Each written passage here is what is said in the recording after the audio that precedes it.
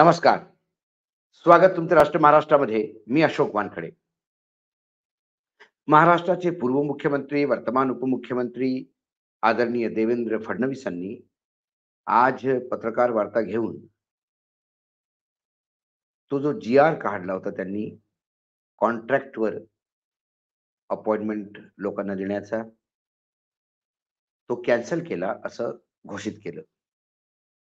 राज्य सरकारने सरकारी व राज्य सरकारने सरकारी कर्मचाऱ्यावरील कायम कामाचा ताण हलका व्हावा ह्यासाठी कंत्राट शिक्षक व पोलीस यांची भरतीची अनाउन्समेंट केली होती.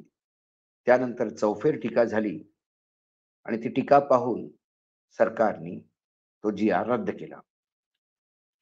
आता हे म्हणतात राज्य सरकारने सरकारी कर्मचाऱ्यावरील कामाचा ताण हलका करण्यासाठी हे स्वतःच असं स्टेटमेंट देतात.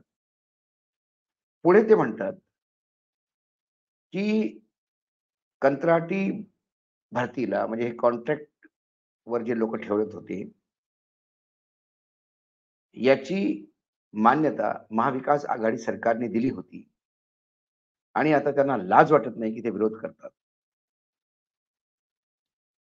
म्हणजे कमीत कमी या दोन वाक्यांवरून की सरकारी कर्मचाऱ्यावरील ताण कमी व्हावा आणि महाविकास आघाडीच्या नेत्यांना लाज वाटत नाही का ते विरोध करतात, याचा अर्थ ही जी भरती होती यासाठी वर्तमान ऑटो सरकार पण तयार होतं, कन्व्हिन्स होतं. त्यांनी हे समजूतदारपणे घेतलेला निर्णय होता. मग ते पुढे इतिहास सांगत जातात की 2003 साली पहिली अशी कॉन्ट्रॅक्टवर भरती ठेक्यावर ही अशोक चव्हाणनी केली होती. नाही, 2003 साली काँग्रेस आणि शरद पवारांचं जे सरकार होतं त्यांनी केली. 2010 मध्ये अशोक चव्हाणनी 6,000 लोकांच्या भरतीचा जी-आर काढला होता. 2003 आणि 2010 मध्ये भाजपाने त्याचा विरोधही केला होता. मग पुढे ते म्हणतात की महाविकास आघाडीच्या या पापाची नैतिक जबाबदारी आम्ही का घ्यावी, म्हणून हा जी-आर रद्द केला. आता मराठी समजणाऱ्या कोण्या प्रामाणिक म्हणजे प्राथमिक शाळेतल्या मुलाला सुद्धा चौथीच्या एवढं कळेल की राज्य सरकारच्या कर्मचाऱ्यांवर ताण आहे तो कमी करण्यासाठी कॉन्ट्रॅक्ट भरती या सरकारने केली. मग लोकांचा विरोध होता. त्यात महाविकास आघाडीचे नेतेही निर्लज्ज होऊन विरोध करत होते. म्हणजे त्यांचा तो विरोध निर्लज्ज यासाठी होता, कारण त्यांनीच पहिले हे केलं होतं. पण यांनी फार लाजाळूपणाने महाविकास आघाडीचा निर्णय कायम ठेवला. कितीतरी महाविकास आघाडीचे निर्णय बदलले गेले, पण हा कॉन्ट्रॅक्टवर लोक घेण्याचा हा निर्णय बदलण्याची हिंमतच हे करू शकले नाही, असं यांचं म्हणणं आहे. त्यामुळे हे अतिशय लाजाळूपणाने तो निर्णय पुढे ढकलत होते मागच्या सरकारचा आणि हे निर्लज्ज लोक त्याला अपोज करत होते. आणि नैतिक जबाबदारी आम्ही क्या घ्यावी, त्यांच्या या पापाची नैतिक जबाबदारी आम्ही का घ्यावी. आता प्रश्न असा आहे की खरोखरच हे महापाप आहे आणि तुम्ही त्याची नैतिक जबाबदारी घेऊ शकत नाही आणि घेऊ इच्छित नाही आणि घ्यायलाही नको. दुसऱ्याच्या पापाची नैतिक जबाबदारी आपण का घ्यावी.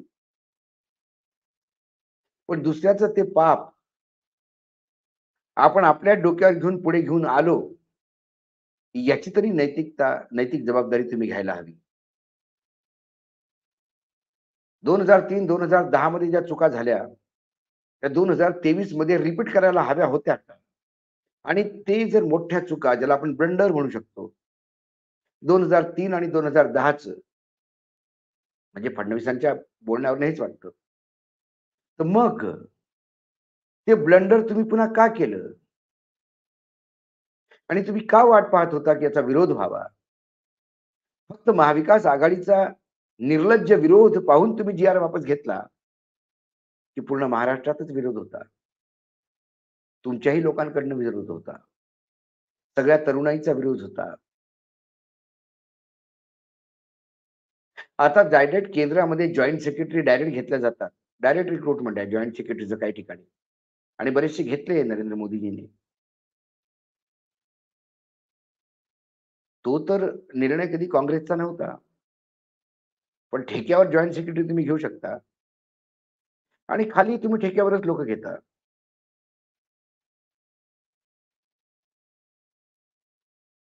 तो जर निर्लज्ज विरोध आहे, निर्लज्जपणाने विरोध करता. कारण त्यांनी तो घेतलेला निर्णय होता म्हणून विरोध करू नये. आणि तो चुकीचा ते पाप आम्ही का डोक्यावर घ्यावं? मग तुम्हाला पापच वाटत होतं तर तुम्ही का डोक्यावर घेतलं? हा फार मोठा प्रश्न आहे. त्यामुळे जी आर रद्द करणं हे सरकार विरोधासमोर घोटणे टेकणं होतं. महाविकास आघाडी संपली, शरद पवार संपले, उद्धव ठाकरे संपले, काँग्रेस कुठेच नाही. असं दिल्लीमध्ये येऊन सारखं रिपोर्ट करणारे हे महावीर फडणवीस साहेब महाविकास आघाडीच्या निर्लज्ज विरोधाला इतके घाबरले की जी आर रद्द केला. याचा अर्थ महाविकास आघाडीची ताकद खूप मोठी आहे आणि तुम्ही फारच कमजोर आहे त्यांच्यासमोर. की खरोखरच महाराष्ट्राच्या युवकांची नस तुम्हाला कळली नाही. आणि महाराष्ट्रात होणारा विरोध हा तुम्हाला कळला, तेव्हा तुम्हाला कळलं की हे नको करायला पाहिजे होतं. आणि मग तुम्ही बॅकफूटवर गेला. पण जाताना कुठे ना कुठे हे ठिकरं फोडायचं होतं चुकांचं. तर महाविकास आघाडीचं डोकं आहे. काही असलं त्यांच्या डोक्यावर सोडून निघून जायचं. तुम्ही जरी शब्दांशी खेळत असला, तरी महाराष्ट्राची जनता इतकी मूर्ख नाही की तुमच्या या शब्दांच्या खेळीमध्ये येतील. ज्या चुका महाविकास आघाडीने केल्या त्या तुम्ही रिपीट केल्या. कारण सगळीकडेच कुठे ना कुठे मलिदा मिळत असला पाहिजे. नाहीतर अशा चुका रिपीट होत नाहीत. भलं हो तरुणाईचं त्यांनी विरोध इतका प्रखर केला की हा जी-आर वापस घेतला. आणि हास्यास्पद असं आहे की महाविकास आघाडीचं पाप आम्ही का डोक्यावर घ्यावं? मग सिंचन घोटाळीचं पाप किंवा कोऑपरेटिव्ह बँक घोटाळ्याचं पाप हे कसं काय तुम्हाला डोक्यावर घेऊन चालायला आवडतं? पंतप्रधान नरेंद्र मोदींनी 3 दिवसामध्ये ज्या दिवशी भोपाळमध्ये सर्वात करप्ट पार्टी म्हणून सिंचन घोटाळा, इरिगेशन घोटाळा आणि कोऑपरेटिव्ह बँक घोटाळ्याचा उल्लेख केला. त्याचे नायक त्या घोटाळ्याचे ज्यांच्यावर चार्जशीट आहेत सध्या, कोर्टात केसेस आहेत. ज्यांची 1400 करोड रुपयाची संपत्ती जप्त आहे, ज्यांच्या नातेवाईकांची. मग अजित पवार असो, सुनील तटकरे असो. हे महाविकास आघाडीचं त्या काळी तुम्ही ज्यांना पाप म्हणायचे, ते आता पुण्य आपल्या पदरी कसं बांधून घेतलं, याचा कोणी देवेंद्र फडणवीस कधी सांगतील का? छगन भुजबळ, हसन मुश्रीफ, एकनाथ शिंदे ही सगळी त्या महाविकास आघाडीची मोठमोठी पिलर्स होते.